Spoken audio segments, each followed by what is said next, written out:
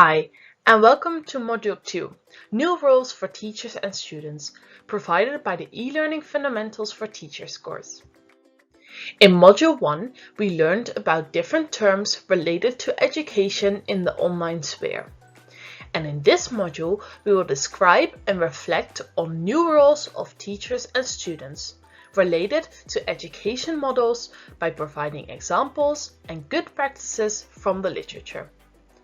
We will also explore how conventional education institutions during the COVID-19 crisis adopted some of these roles to enhance the learning experience of the students. The use of ICT, which is short for Information Communication Technologies, into learning and teaching has changed the nature of face-to-face learning and enabled the growth of blended and online courses. As face-to-face learning and teaching is very different from online learning and teaching, it is not possible to compare these two modules. However, what we can show is how different the roles for teachers and students are in the online sphere.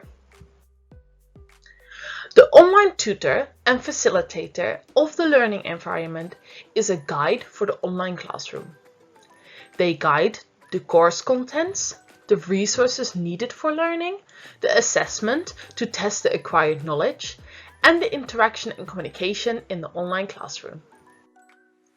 They also are a motivator, sometimes also called coach or mentor, for online students who need additional support. They can provide constructive feedback, spread positive morale, and motivate students to overcome a certain fear. They can also provide solutions and tools for the online students. The tutor and facilitator should be an effective communicator through different channels of communication. Detailed and personalized feedback can be provided, and they must be approachable at any given time. It should be about learning from a distance, not being distant from the students. They should care about students' life and be engaged with them. Students who learn online need specific attention related to technology. The students should be able to access and use the technologies.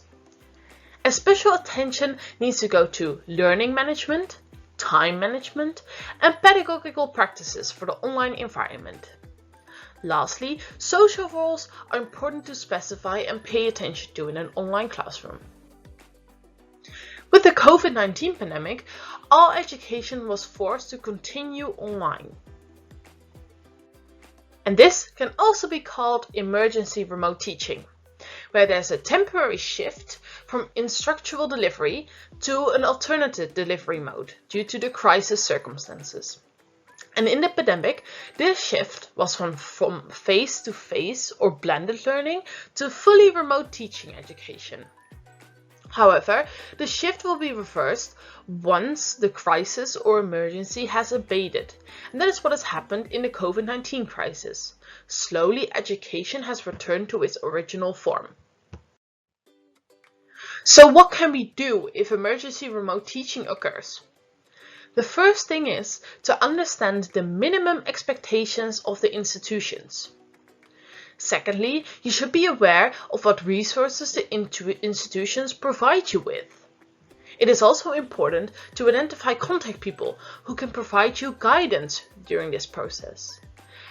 And lastly, set a plan and ask for feedback and approval of this plan.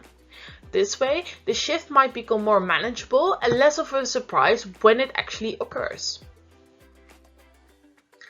And while there's a lot of flexibility within emergency situations, you need to be mindful of several concepts. And the first is your well-being, which is extremely important and should not be ignored.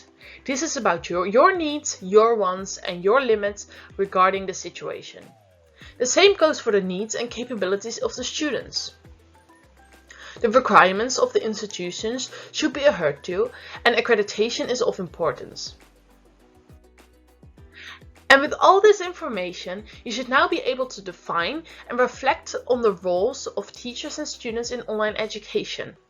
You will also be able to reflect on how conventional education institutions during the COVID-19 pandemic adopted some of these roles to enhance student learning. Thank you for watching, and this is the end of Module 2.